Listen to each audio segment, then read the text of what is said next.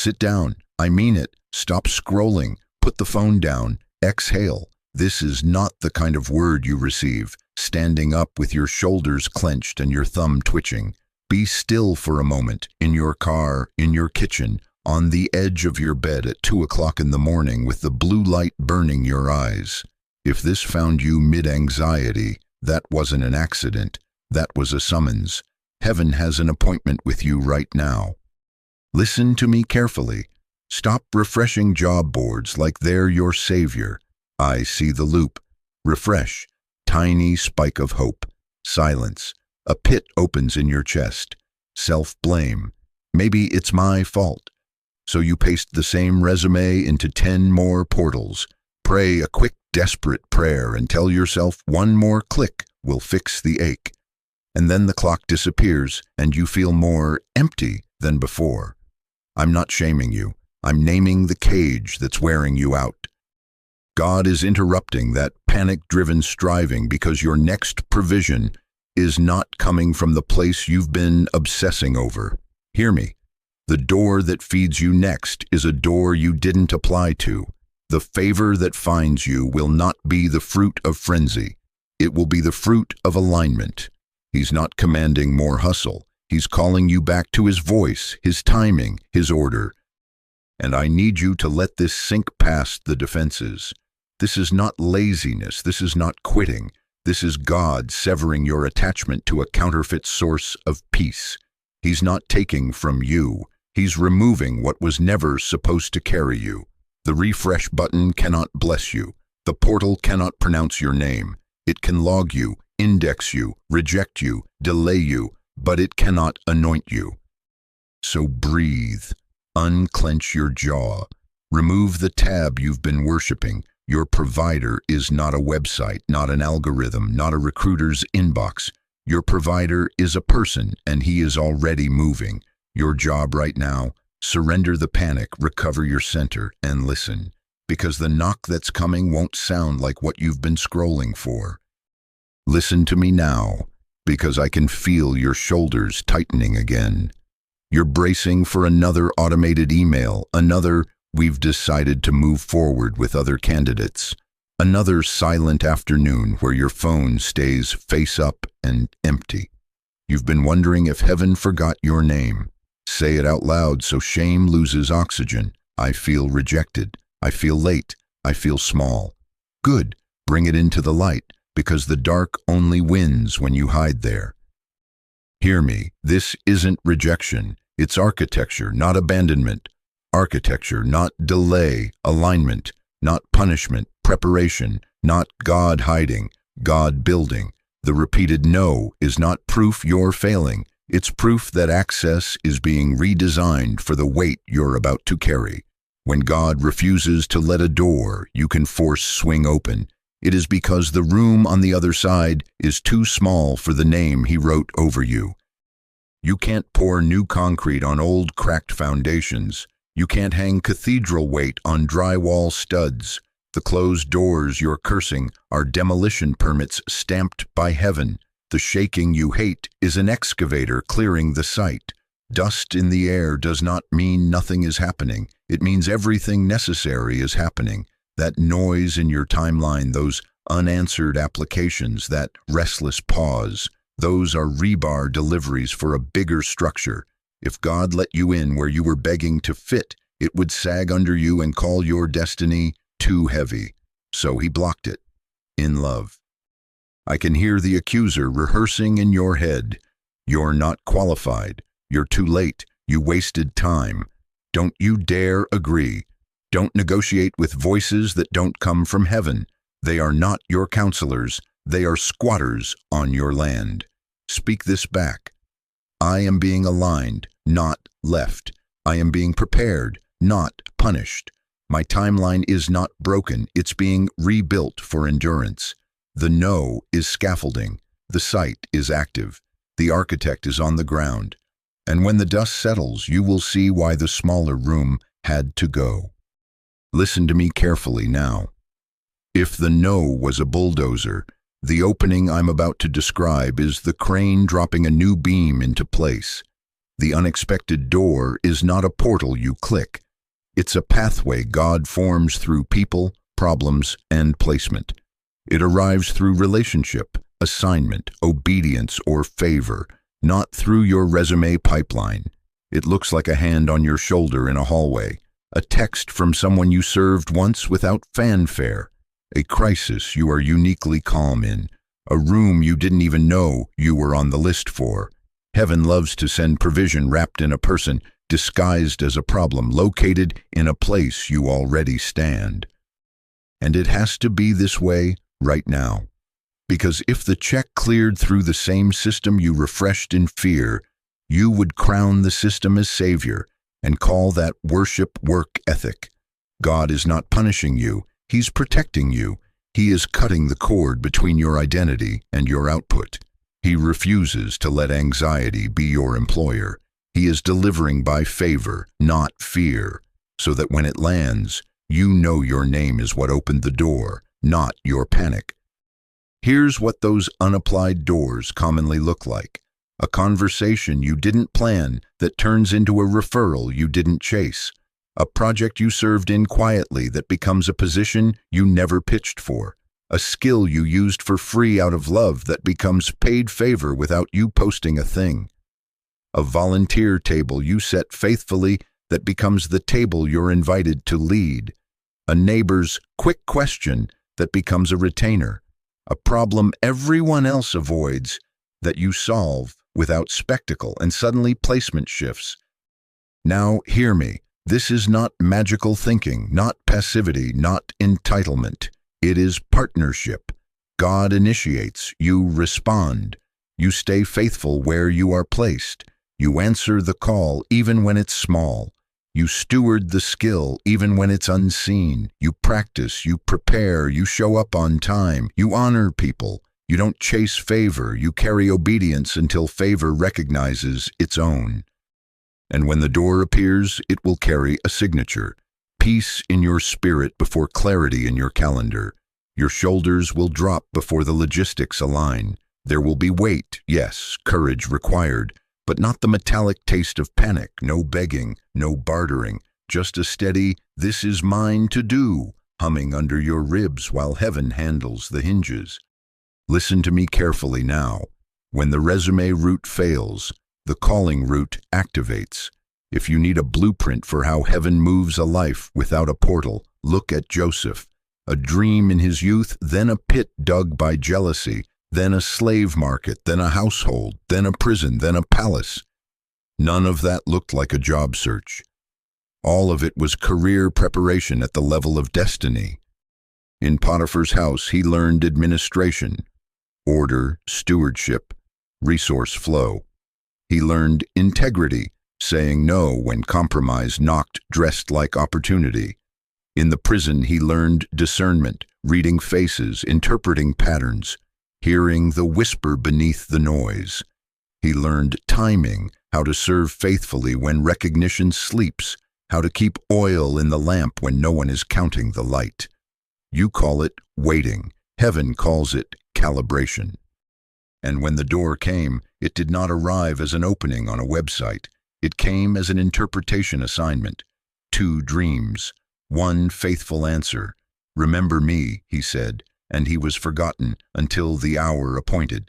Then the summons: shave, change garments, stand before power. 1 moment of faithfulness opened an economy. Strategy spilled out of him because strategy had been built in him. He didn't pitch for the palace. He was pulled into it because the palace needed what prison produced. Bring it home.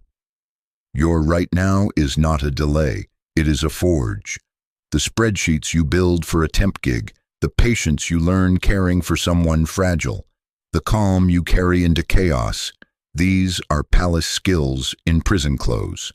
God builds leaders before he grants access. He refuses to put new wine into an old capacity. I can hear the accuser: "You're behind. Everyone else is passing you." No, you are on a clock you didn't set and can't speed up, and it is precise. Not late, prepared, not overlooked, reserved. When the hour strikes, they will send for you. Keep your integrity on. Keep your excellence sharp. Keep your ear open. The door you didn't apply to is already being carved, and when it swings, you won't fumble. You'll recognize it, because it will require what this season has been building in you. Listen to me carefully now. We've talked about doors, but before heaven trusts you with one, he settles who's walking through it. This is the wilderness part, the wrestling part, the night where your resume is quiet and your titles can't introduce you. It feels like punishment because it's pressure. It isn't. It's renaming. One man wrestled until the sun touched the horizon. A hand from heaven put its weight on an old walk and gave him a new one. He limped out, yes, but he also walked out with a name big enough for his assignment. Not Jacob the scrambler, Israel the one who wrestled and lived. That match wasn't cruelty, it was coronation. And here is the real battle exposed, not income, identity. When you don't have a title, you find out what you were secretly using as a name. Manager, director, essential, useful, or the darker ones, unreliable, too much, not enough. I see where that stuck to you. A boss who measured you by a bad quarter, a parent who called your hunger a problem, an ex who named your tenderness weak, a teacher who turned your pace into a verdict. Those aren't your skin, they are stickers, and God, in love, is peeling them off. Peeling hurts. It leaves raw places. You feel exposed, unsure what to answer when someone asks, "So what do you do?" Good, because he is breaking your addiction to being introduced by output. He will not let hiring managers negotiate your worth. No committee gets to title what heaven already named. So here's what's happening beneath the silence. The labels are falling. Your real name is rising. In the wilderness, the applause dies so you can hear it. In the wrestling, the pressure reveals it. You will come out holding your name, steady before the interview, clear before the offer, unshakable before the deposit. God is not just trying to get you employed, he is trying to get you free. Put a hand over your heart, breathe, and agree. I am who heaven says I am, with or without a title. And when the door swings, it will recognize that name. Listen to me carefully now. After the peeling comes the prompting. Heaven does not drop you into a room without first sending you signals on the road. 3 signs, and most people miss them because they confuse discomfort with danger and busyness with progress. Sign 1. Holy dissatisfaction. What used to excite you now feels heavy. Meetings that once lit you up leave a film on your tongue. Wins don't taste like wins anymore. You're not broken, you're being weaned. Not depression, divine detachment. God is breaking the sugar rush of an old assignment so you won't keep nursing what can no longer nourish you. When your spirit starts saying, I can do this, but I can't keep being this, pay attention. That ache is a midwife. Sign 2. Unplanned alignment. The same theme keeps circling you. Same kind of problem, same people group, same skill getting requested across unrelated rooms. You think, weird, I just did that last week, and then it knocks again. If 3 unconnected conversations call on the same grace in you within a short window, that wasn't coincidence. That was a highlighter from heaven. God is pointing you to a lane, not to shrink you, but to free you from diffused effort. Sign 3. Quiet favor. Small, random chances to serve, speak, help, consult. No spotlight, just traction. You give 30 minutes and doors crack open you didn't jiggle. A simple email lands with weight. A room of 5 becomes an invitation to 20. It feels minor, but moves like a river. Favor whispers before it thunders. Now, hear the difference between anxiety and instruction. Anxiety screams, control it now, do everything, tell everyone, force a door. It tightens your chest, scatters your focus, and punishes you for resting. Instruction is simple, bordered by today, and carries peace with courage. Send that one message, Organize your portfolio. Show up early to serve. Finish the thing you've been avoiding. Say no to that almost. Anxiety is vague and urgent. Instruction is specific and timely. Warning, the enemy will try to speed you into a door you can force. If flattery, fear of missing out, or frantic timelines are the only hinges holding it up, step back. God's door comes with peace in your gut, confirmation you didn't script, and timing you don't have to manipulate. You can sleep before you say yes. You can breathe while you build. The unexpected door announces itself through alignment, recurring themes, and peace, not through panic and pressure. So listen, chosen one. Name the dissatisfaction, trace the alignment, honor the quiet favor, and obey today's instruction. The hinges are already oiled. Listen to me carefully now. The hinges are already oiled. Now your footsteps must stop squeaking with panic. This is the shift from hustle to assignment. Obedience is not a vibe, it's a rhythm. God's provision answers ordered steps, not frantic refreshes. First, release the idol of constant applying. Set boundaries like a guardrail against fear. Decide the window. 2 focused blocks a week. Targeted, prayed through submissions that match what heaven is highlighting. Close the tabs outside those hours. Turn off notifications that jolt your nervous system like an alarm clock every 10 minutes. When the urge to refresh rises, breathe and say, "My source is not a portal. This is worship disguised as wisdom." Second, ask a better question in prayer. Not, "Which job will take me?" but "Which assignment are you trusting me with right now?" Sit with it. Write what you hear, people, problems, places. Expect specifics, a demographic, a need, a domain. Let today's obedience be shaped by that answer. Third, steward what's in your hand. Update the resume, yes, but also sharpen the blade.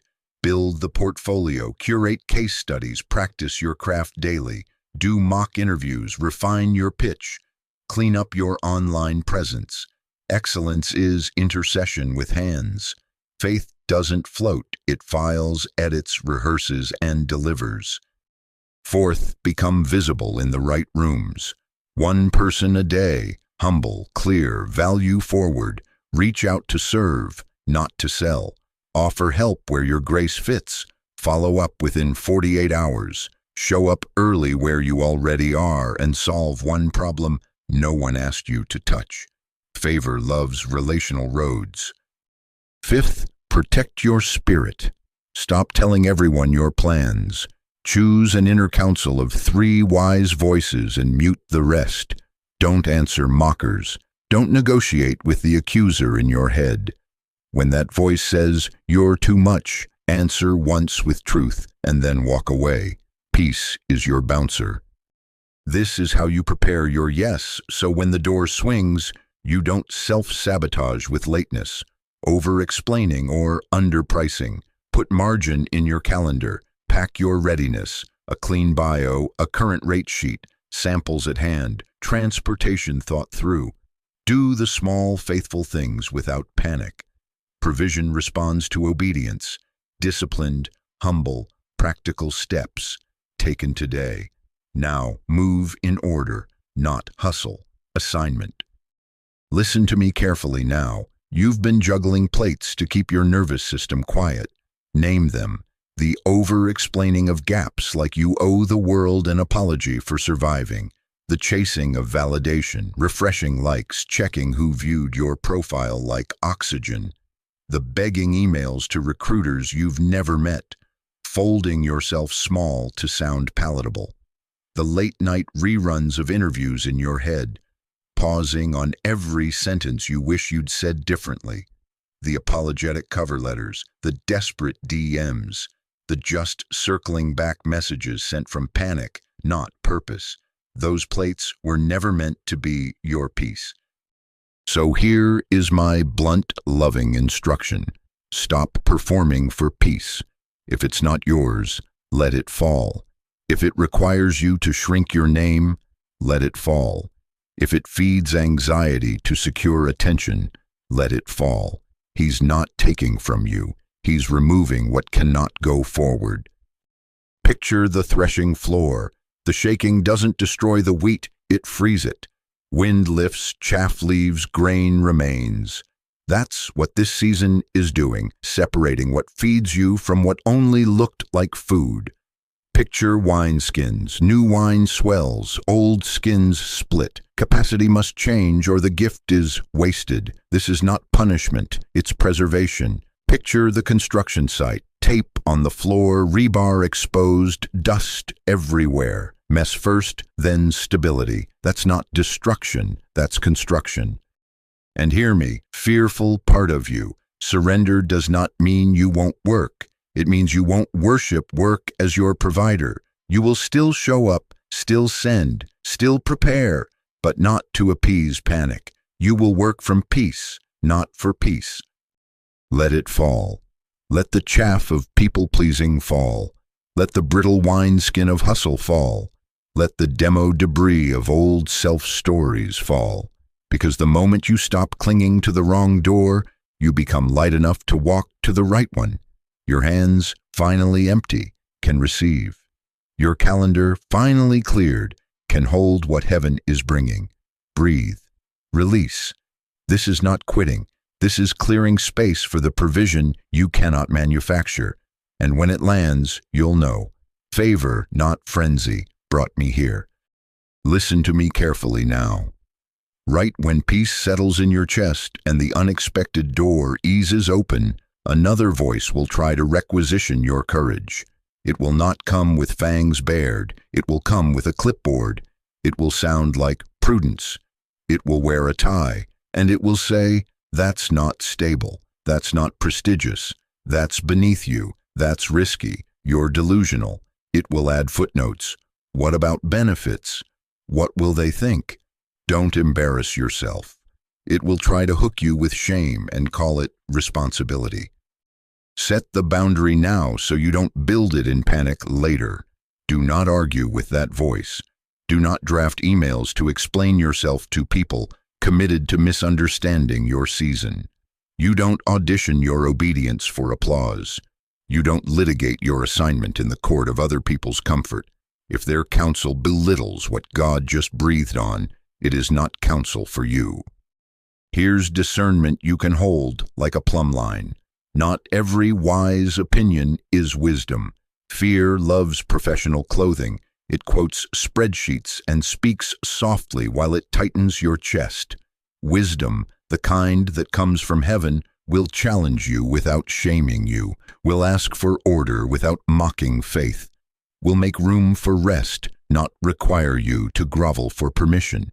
Fear rushes, wisdom confirms. Fear humiliates, wisdom humbles. Learn the difference. Now take this replacement script and put it in your mouth until it's muscle memory.